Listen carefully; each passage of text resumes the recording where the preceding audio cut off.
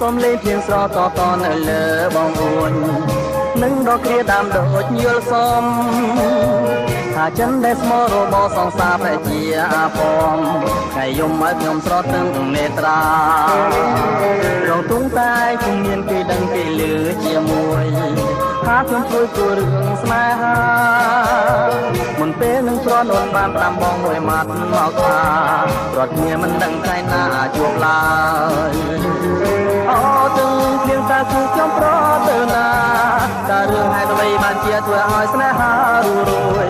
តែខ្ញុំនៅចាំ10ឆ្នាំក៏ដល់ឲ្យតែបាជួមស្រីធ្វើមិនទៅឥឡូវបើគេមានក្តីអាណិតគេក្រឡាចិត្តជាពីបែ